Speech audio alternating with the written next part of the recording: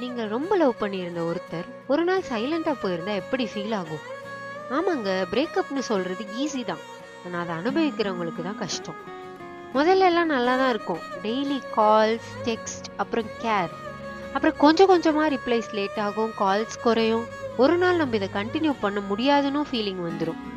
அதுக்கப்புறம் தான் real சைலன்ஸே start ஆகும். ஃபோன் இருக்கும் ஆனா மெசேஜ் இருக்காது. டைம் இருக்கும் ஆனா பேச ஆள் இருக்காது. ஒரு சிம்பிளா நீ சாப்பிட்டியான்னு கேட்க கூட ஆள் இருக்காது. மெமரிஸ்லாம் டெலிட் பண்ண முடியாது, ஃபீலிங்ஸையும் ஆஃப் பண்ண முடியாது. சில லவ் ஸ்டோரிஸ் முடியும், ஆனா அந்த லவ் நம்மள மாத்திடும். இந்த வீடியோ யாருக்குன்னு இல்லை, ஆனா இதை பார்க்குற உங்களுக்கு ஒரு ஃபேஸ் ஞாபகம் வரும்.